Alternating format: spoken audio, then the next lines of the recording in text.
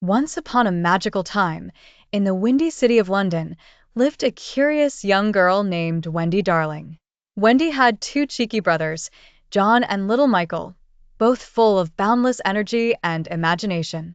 Their room was filled with everything one would need to spark adventure. Each night, their mother, Mrs. Darling, would tuck them into bed after tales of pirates and fearless heroes. But their favorite story was about Peter Pan, the boy who wouldn't grow up. Little did they know, this wasn't just a story, but a hint of the adventures to come. On one particularly starry night, as the children lay in their beds dreaming, something extraordinary happened. A figure slipped in through the open window, not much older than Wendy, with a cheeky grin and eyes that glimmered like the stars. It was Peter Pan himself. Peter was accompanied by a tiny, shimmering fairy named Tinker Bell. Peter had lost his shadow during his last visit. Wendy, being the sensible girl she was, quickly stitched it back with a needle and thread, good as new. In gratitude, Peter invited them to Neverland. Peter invited Wendy, John, and Michael to fly with him to Neverland, a place beyond the stars, where adventure never ended and no one ever had to grow up.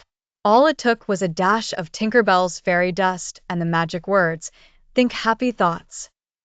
With a sprinkle and a leap of faith, the Darling children found themselves soaring through the London sky, guided by the second star to the right, flying straight until morning. In Neverland, they encountered wonders beyond their wildest dreams. They met the Lost Boys, Peter's band of brothers, who wore leaves as clothes and feasted on imaginary food. They explored the lush jungles, befriended mermaids in glittering lagoons, and danced under the watchful eyes of a setting sun. They learned to be wary of Captain Hook, the notorious pirate with a shiny hook for a hand, who would stop at nothing to capture Peter Pan. Hook's ship, the Jolly Roger, floated ominously on the waters, dotted with cannons and pirates who crooned sea shanties. One day, while Wendy was having tea with the mermaids, Captain Hook devised a devious plan. He kidnapped Tiger Lily, the brave daughter of the Indian chief, hoping to lure Peter Pan into a trap. With determination and bravery, Peter cornered Hook at Skull Rock.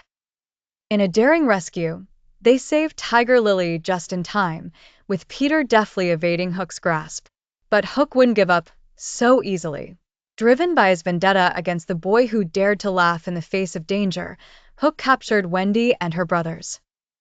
Hook hoped to finally bait Peter into his clutches. In the colossal final showdown aboard the Jolly Roger, Peter Pan cleverly turned the tables. He freed his friends, and as a surprise twist, a rather hungry crocodile, who had followed Hook, joined the fray. The crocodile's infamous tick-tock sent shivers down Hook's spine, driving him into the sea. With the day saved and Neverland safe from pirates once more, Wendy knew it was time to return home to London. Though it was bittersweet, she promised Peter she would never forget.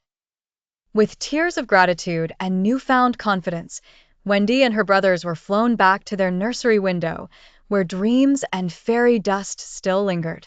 From then on, Wendy knew that though she must grow up one day, the spirit of adventure lived forever in her heart. After all, she had glimpsed the wonders beyond the stars with the remarkable Peter Pan, the boy who wouldn't grow up. And somewhere in the soul of every child, that magic was never too far away.